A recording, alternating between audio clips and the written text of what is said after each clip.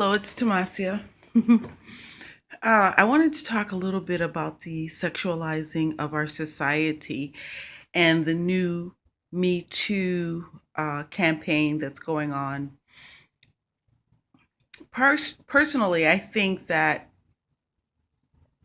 the reason we have this Me Too problem is because we've been sexualized. Sex does not sell, we've been sold sex. Excuse me. Some people would say, oh, well, sex sells. Women have been sold sex. Sex sells to men. And because women have been sexualized and we've been told they're really nothing, because a woman is going to feel like nothing if she's molested, raped, um, put in adult entertainment, um, or is involved in adult entertainment or pornography.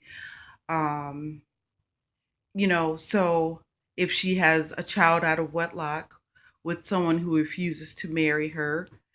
Um, so because we are becoming so sexualized, it's affecting the workplace. Society says it's okay to have relationships, to fraternize in the workplace. But then when there's a problem, like the couple breaks up or they fight at work or um, someone gets hurt, then there's a problem. Then they want to change policy. But there should never, ever be a time where there's fraternizing at the job. And it's true, you can't tell two adults what to do outside the job. But that's why you set up a rule where if two people want to date, that one of them decides to quit the job and work somewhere else. That solves the problem. That way, if they fight or there's a problem, I'm in hopes that they would not bring it to work, that the other party wouldn't show up and cause problems, but it happens. But I think that's the problem. We have too many people crossing lines. We have too many people thinking they can do whatever they want. That's another problem. We have the male that will stalk the woman. No one wants to talk about that. Even though that's a different conversation, but it's all the same.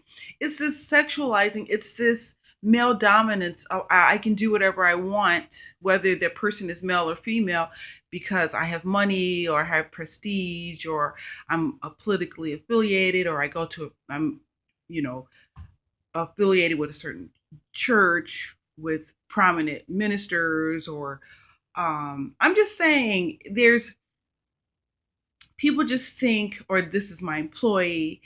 I think because the real problem isn't Me Too. The real problem isn't um, just the fraternizing at work. The real problem is we're a sexualized society and we're getting more and more where we have less and less moral fabric. And it's bleeding into everything. And the goal is not for it to bleed into the church, that we as a church are supposed to be set apart from the world. We're not to act like them or be like them. We're amongst them, but we're not supposed to be like them.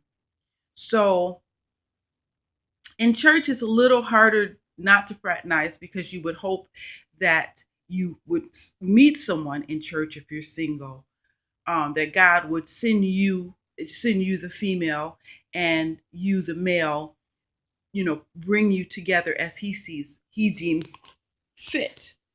Um, and that does occur on certain occasions. And I would not even half say that there are times when God will use the workplace to bring his people together. But again, one should quit the job while the other one continues to work there. That way, that eliminates the friction and unnecessary problems should they arise. Um, because fraternizing, period, is inappropriate. I'm not suggesting that I've never fraternized.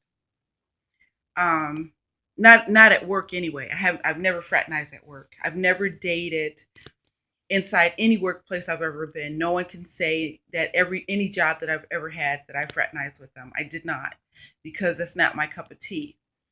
I don't cross lines in age group. I don't date anyone 10 years younger than me or 10 years older than me. I just don't do it. Even though I could go 10 years down or 10 years up because that's appropriate, except for the age of 21. 21, you can go 10 years up, but not 10 years down. That's inappropriate. Um, so it's like people just don't realize that because God is not important to them anymore. Living their lives selfishly is. And that's a problem. People are living how they want to live. They're doing what they want to do without regard or concern about God. And so, because they want, people seek intimacy. That's why we're having this Me Too problem, this our sexualized society, because people are looking for intimacy, yet they can't find intimacy because they're not looking to God. They're looking to themselves. They're looking to other people, but they're not trying to focus on God. They're not trying to develop a relationship with God, who, if you really want intimacy, that's the intimacy you're really seeking. But because they're seeking it so much and they can't seem to grab it, and they gravitate from one person to the next person to the next person to the next person, and they can't seem to find the intimacy that they seek because they're looking for it in humans and they need it in God. Some people, they go from adult to adult. Then when they're dissatisfied, then they go to young adults. Then they're not satisfied. Then they go to youth. They're not satisfied. Then they go to children. They're just never satisfied because they're trying to fulfill something, that emptiness, that longing, trying to fulfill it with the sexual, not realizing that the intimacy they seek is in the Lord.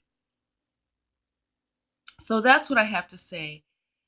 The sexualizing of society is because the devil knows he can use sexuality because it's a form of intimacy, but it's not true intimacy. It's not.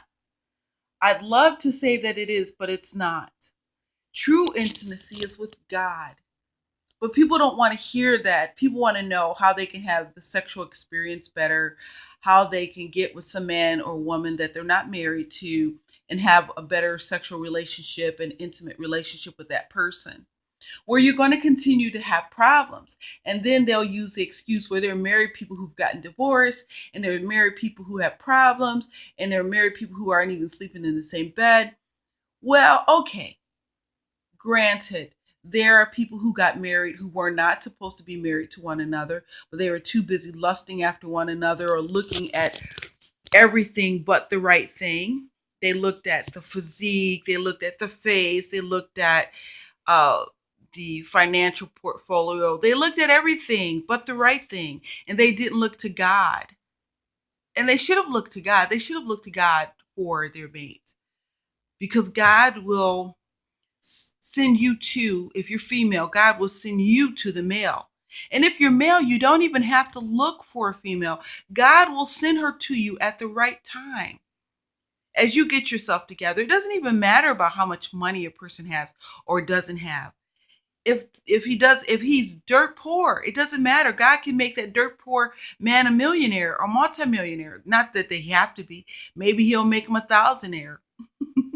Whatever works. Or maybe it's not even that. Maybe the person will live off the land, but there is a woman that's satisfied with that. There's a man for every woman. There's a woman for every man. And I'm talking about people who are born male and female, who accept their